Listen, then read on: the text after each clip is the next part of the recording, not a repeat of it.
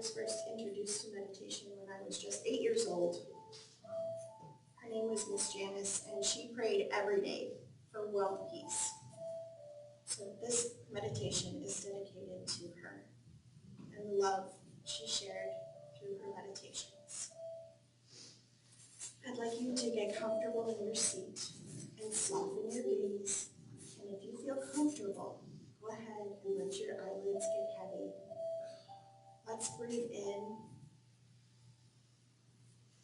and out. Breathe in and out. Breathe in and out. I'd like you to picture a small white ball of light in your hands.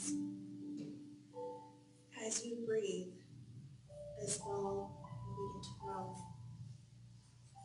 Let's breathe in and out.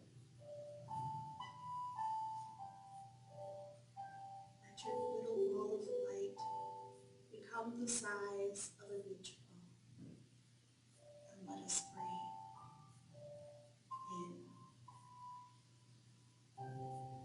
In and out.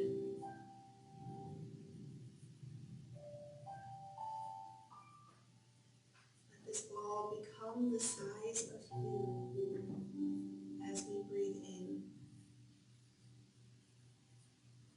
and out.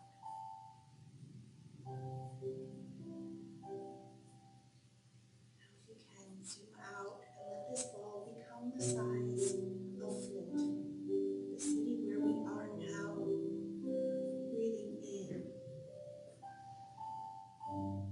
and out.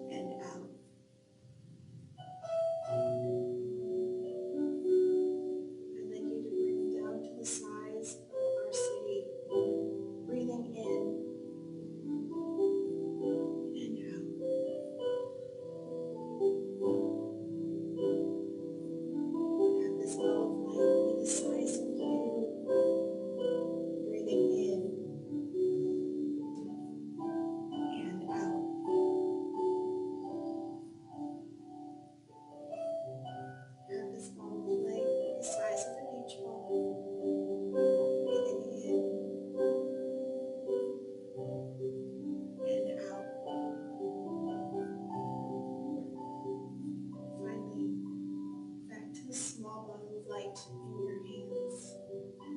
This love, peace, and wellness of God is in your hands. And I'd like you to gently place it on your heart. Know that wherever you go, whatever you do, this peace, this wellness, this love of God is with you always. Let's breathe 2 more times together. In through our nose and out through our mouth. In through your nose and out through your mouth. And when you feel comfortable, return your consciousness to this place and this time. Wiggle your fingers, wiggle your toes. Be present in this moment. Thank you for this opportunity. Namaste. Please join me in our thoughts and prayers.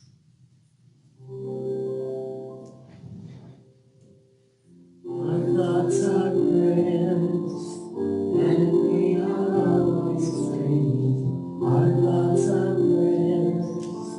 Take charge of what you're saying. Seek a higher consciousness, a state of peacefulness, and know that God is always there. And every thought becomes a prayer. Samantha Clary, also known as Sam. That's right. I appreciate you using that because a lot of people call me Samantha and I'm like, ooh, what'd I do wrong? It's funny how visceral those reactions are. Good morning. Good morning. Thank you for having me here today. Today is a special day. I don't know if you're aware, but it's Dia de los Muertos, or Day of the Dead. November 1st, they honor children who are no longer on this plane. And today, November 2nd, they honor adults. This tradition is a blend of Aztec and Spanish Catholic traditions, where they build altars with marigolds and pictures of food, The smells of the food and the flowers are very important in this tradition to celebrate the life of a person. It's not their loss of life that they're celebrating, it's the light they gave while they were here. And I bring this up today twofold. One, because of the political climate focused on division. And second, because I want to humanize a population that's being targeted. We are all the same. Yes. We all grieve. Yes. How you do it may look different. You may not build an altar for your loved one, but some people do, and that's okay. You may find a time to play their favorite song, share a story about someone you love, or just remember what their light meant to you. If you want, I'd like people to come up and share stories of someone that they love who've passed. I'm going to share my story first. The person who left suddenly from my life but meant the most to me was my aunt. My Aunt Debbie was there for me from the time I was 8 years old all the way until she died 3 years ago. Can't believe it's been that long. She was a beautiful soul. She shared food, she shared her light, and she shared laughter. She was the one who told me I stunk in middle school because I wasn't wearing deodorant or showering appropriately. She's like, no, we're not going to do this right now. You're gonna go take care of that. She loved me enough to tell me the truth. Yes. She gave me the life I have. She showed me what food can do for a community by bringing people together. She was an amazing cook. She catered wonderful events, even though she struggled with cancer for many, many years. But my Aunt Aunt Debbie is the reason I am who I am. She was a hardworking lady. She wanted something done, she did it. There was no stopping her. She wanted to build a bridge and a little koi pond in her backyard, and at 8 years old, she let me swing my first hammer. Cool. She gave me that opportunity to say, see, you can do it too. Does anyone else want to share a story of someone they love who's no longer with us today? A story of their light, their love, and their influence on you.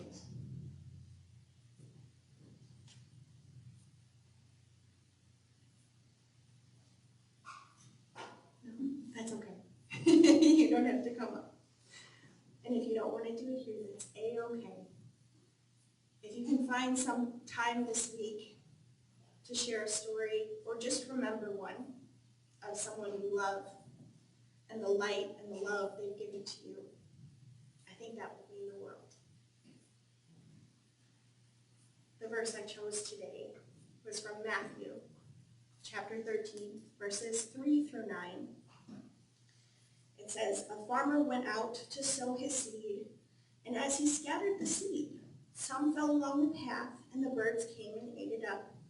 Some fell on rocky places that didn't have much soil, and they sprang up quickly because the soil was shallow. But when the sun came and the plants were scorched, they withered because they had no root. Other seed fell among thorns, which grew up and choked the plants. And still other seed fell upon good soil, where it produced a crop 160 and 30 times what was sown. Whoever has ears, let them hear." To me, these seeds are our thoughts and consciousness. And sometimes they pop up, the things that don't belong to you, right? A thought of hate towards yourself or others. I don't believe that's you, your thoughts, right? That may be a consciousness thought that's come through. But your light and your love is everlasting. It is the good soil. It's the soil that sows the good seeds, 160 and 30 times what was sown. And you're probably asking, well, isn't today's talk about the third unity principle? What does this have to do with that? You haven't even told us what it is yet. And that's intentional, friends. Because today's about actions. It's about demonstration. Reading is wonderful. It is our first step. And actions are our last step. Yes. So these are ways you can embody the third principle. And now that I have you, the third principle is our thoughts have creative power to influence events and determine our experiences. Also known as thoughts held in mind. Produce after their kind. Ha ha, thank you. That's like when something happens, like let's say my pen falls. Well, I didn't want it to fall. I don't want it to stay there. The first thing I do is I think about it. How am I going to pick up that pen? I can't get too close to the podium, I might hit my head, right? Yep. But that pen is not where I want it to be. So I think about picking it up, how I'm going to get there, and then do it. Your thoughts and prayers are your first step. Your second step is the action. To create the things in your life you want to see. Thought plus feeling equals manifestation. Yes. So in Unity, we like to say that we monitor our thoughts all the time. So there are no negative thoughts ever. And I'm here to say that that's impossible. You can't do that 24 hours a day, 7 days a week. It doesn't work that way. But what you can do is when you see a pattern of thoughts that you're like, oh, that's not what I want in my life. I'm not broke. I'm not poor. Why do I have these thoughts and mentality? You weed them out. That's what you can do. And a lot of times we say that if someone is sick, it was their thoughts, right? Their thoughts led them there. Yes. But that's only half of the equation. That's not the whole thing. What if they needed to be sick to slow down? Yeah. What if they needed to be sick to learn a lesson? Yes. It's not always about what we're thinking about, because that person could be the positive, like the most positive person in the world. And they still got sick. Because it happens. It's our lessons. It's the feelings that come behind our thoughts. Right? We didn't always manifest it. Give yourself grace. Give yourself love. Because sometimes the outside world won't do that for you. You are love. Whole and peaceful beings. Every single one of you. I see it. I see your light. I see the God in you. That kind of leads me to my Fillmore quote. Let the God in you express itself through you and the world without. You can be the example. You can be the example of positivity and love and lead with unrelenting kindness. You can express the good in you at least 1 to 5 times a day. Find something to be kind about. Be excited. Hold the door for somebody. Or pray for world peace. All of those things matter in today. I have a story, which is an allegory. I'm going to read it for you because as adults, we don't get read to often enough, I think. The story is You Are Special, A Story for Everyone by Max Lucado, illustrations by Sergio Martinez. This book was given to me by a very wonderful friend after I had lost the regional officer election for YOU, which is our Youth of Unity here. I ran and there were 6 of us, and there was only 2 positions to be filled. So she had won the position, and she wanted me to know something very special. And I want to share that with you today. So this story is called You Are Special. The Wemmicks were small wooden people carved by a woodworker named Eli. His workshop sat up on a hill overlooking their village. Each Wemmick was different. Some had big noses, others had large eyes, some were tall, some were short. Some wore hats and others wore coats. But all were made by the same carver. They all lived in the village. And all day, every day, the Wemmicks did the same thing. They gave each other stickers. Each Wemmick had a box of golden star stickers and a box of gray dot stickers.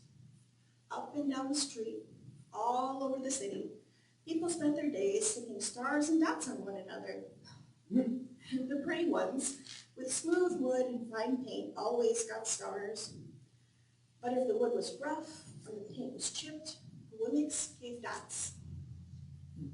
The talented ones got stars too. Some could lift up big sticks high above their heads. Others could jump over tall boxes.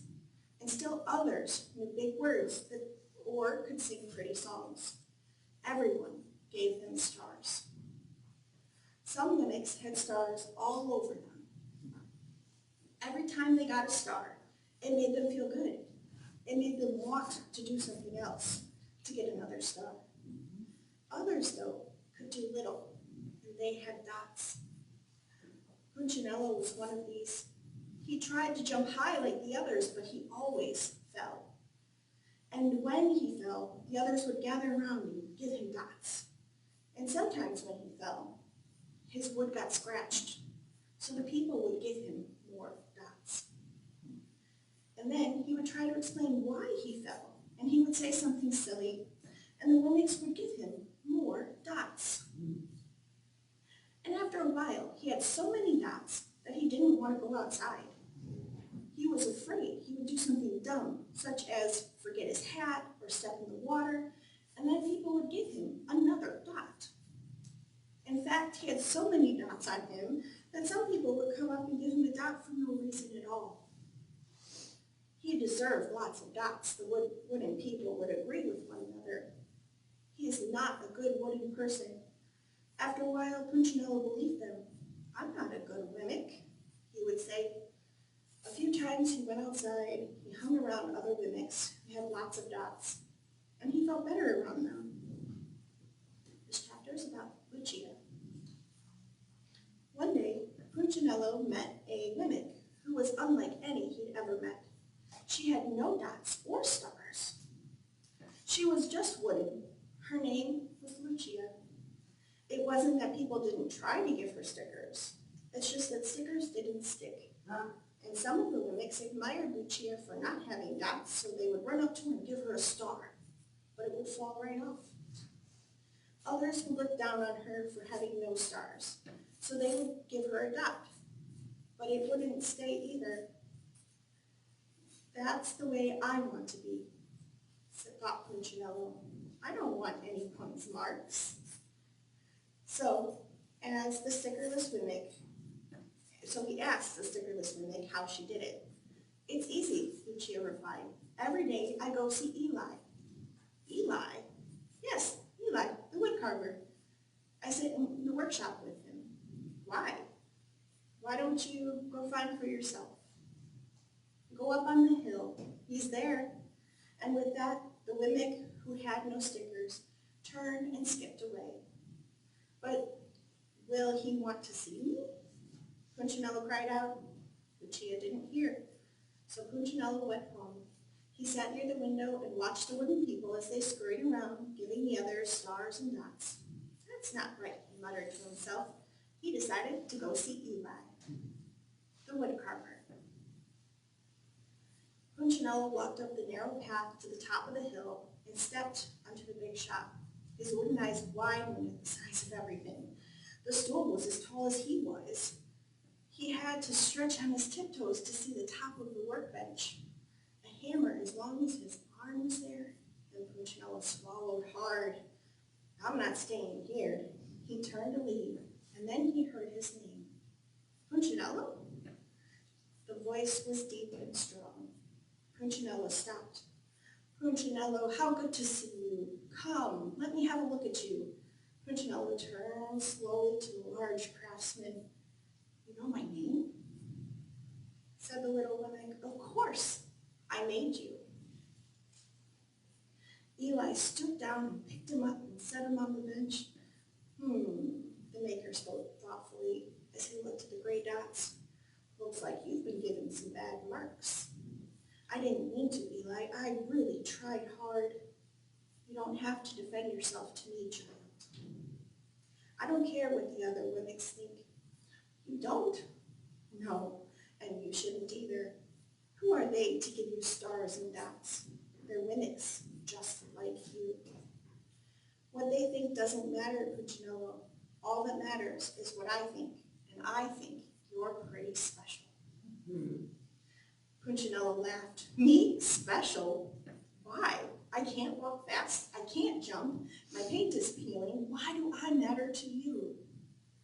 Eli looked at Punchinello, but he put his hands on the small wooden shoulders and spoke very slowly. Because you're mine. That's why you matter to me. Punchinello had never had anyone look at him like this, much less his maker. He didn't know what to say. Every day I'd been hoping you'd come, Eli explained. I came because I met someone who had no marks. I know. She told me about you. Why didn't the stickers stay on her? The maker spoke softly. Because she decided that what I think is more important than what they think. The stickers only stick if you let them. What? The stickers only stick if they matter to you. The more you trust my love, the less you care about their stickers. I'm not sure I understand. Eli smiled. You will, but it'll take time. You've got lots of marks for now. Just come to see me every day and let me remind you how much I care. Eli lifted Punchinello off the bench and set him on the floor. Remember, Eli said to the mimic as he walked out the door, you are special because I made you. I don't make mistakes. Punchinello didn't stop, but in his heart he thought, I think he really means it. And then he left, and a dot fell to the ground. Good story. Thank you. That story is so special to me because it reminds me that it is so important to find time for God every day. Because then we're not seeing the divisions in each other. We're not seeing how we're different. We're seeing how we're the same.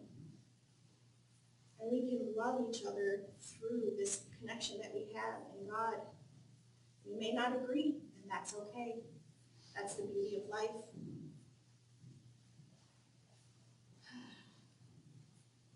So, as always with my talks, I'd like to end with a couple of affirmations. The first one is, I am special. I am special. Oh, come on now. A little bit more feeling, a little bit more oomph. Okay. I am special. Okay. How about, I share the light of God in me. Okay. I share the light of God in me. One more time. I think you got a little bit more in you. I share the light of God in me. That's right. That's right. It is in you, now, forever, and always. Thank you. Thank you.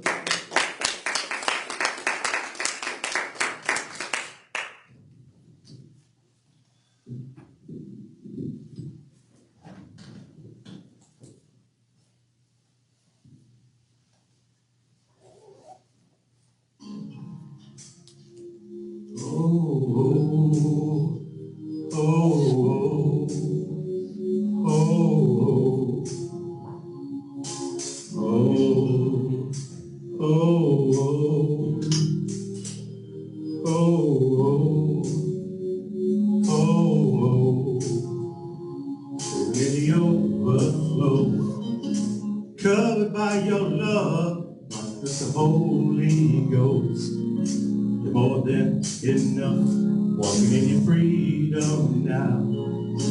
Covered by your grace, we're singing healing power. We have been changed. Bless the Lord, bless the Lord, oh my soul. I am living in the overflow. Bless the Lord, bless the Lord, oh my soul. I am living in the overflow. Yes, I was giving us your name. The kingdom come, forever you reign. Live in the overflow. Bound and now set free. Everywhere we go, we see the victory. Bless the Lord, bless the Lord, oh my soul. I am living in the overflow. Bless the Lord, oh my soul. I am living in the overflow.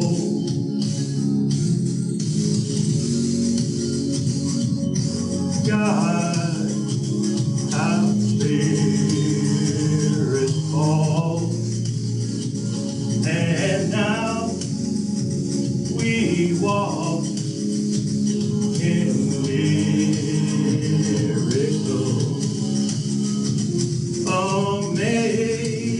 Amazing God, your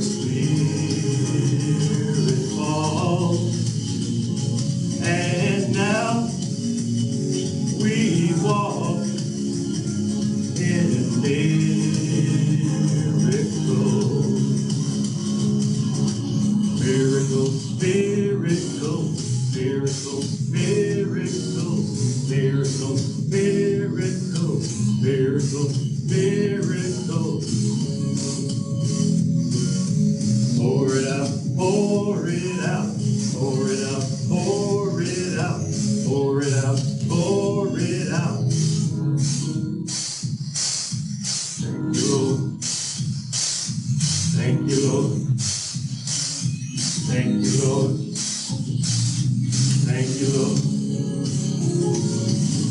Bless the Lord, oh my soul. They are living in the overflow. Bless the Lord, bless the Lord, oh my soul. We are living in